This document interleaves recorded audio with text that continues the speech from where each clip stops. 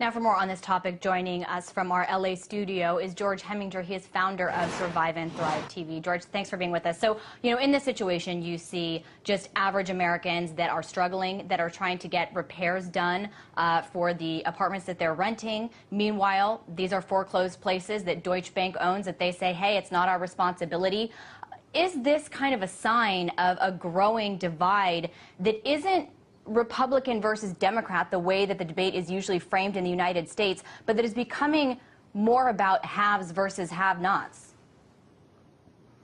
Well, it's economic collapse. It's we thought we were in a recovery. What we're actually entering is the second Great Depression, and this is just one example of one of the effects upon the American people. Is foreign banks taking large percentages of property ownership away from Americans, and now being totally irresponsible with living conditions of America. I mean, I compare it to letting the gates open and letting the pirates come in and rape and pillage the American people. So, you touched upon having a foreign bank coming in and doing this, and other foreign countries have been named by analysts as coming into the United States and being slumlords more broadly because workers are cheaper here than in Europe, because they are not unionized like they are in Europe. How do you feel that foreign companies and foreign banks are coming in and doing this? And do you agree that they're essentially slumlords? Well, yeah, I mean, what entire classes of banks are becoming slumlords. The system just isn't working. We had too much liquidity pumped into the system, and it all went into real estate. And I think the bigger story here isn't just the fact that banks are taking advantage, or they're slow to act in repairing properties and allowing Americans to live in substandard third world conditions. It's more that Americans that own property right now, or that have just bought property, could experience declines of their wealth. I mean, we are seeing a decade of losses in real estate. I think we're down from the peak all the way to 2000. I mean, it's ridiculous.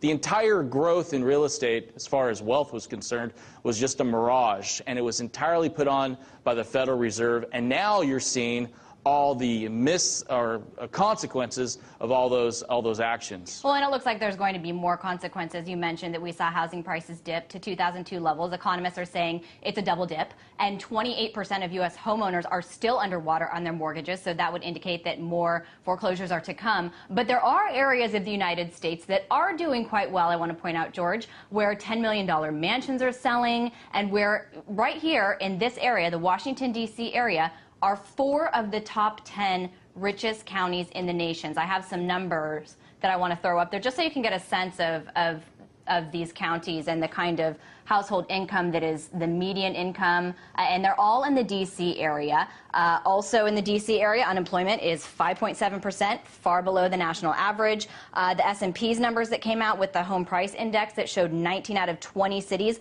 saw a decline. That one city that did not was Washington, D.C. What does that say about this area? Is Washington, D.C., where I'm sitting, the capital of the haves? And does that then make you feel like your government's out of touch with reality? Well, Washington, D.C. is the new royalty in America. You are our masters, and we are the slaves to serve you through taxes, obedience, and following your regulations. And when things start to go a little bit more bad in Washington, D.C., what they'll do is they'll turn on the screws even harder to the American people. So we're seeing things like $500 fees here if you cross a white line for a red light ticket. They're instituting traffic cameras everywhere. The whole goal is you, as I mean American people outside of Washington, D.C., are not providing enough income to our masters. So, I don't know what the end result will be, but maybe there will be a night where Americans get fed up with this and will be storming the gates of Washington, D.C. with pitchforks. Do you think that that's really where this will lead, and do you think that's the answer? I mean, what do you think would lead this to change and lead that gap to be bridged? Well, you're seeing it all over the world. You're seeing it in Spain, where they have 20% unemployment, and God knows what type of employment for teenagers and people in their 20s.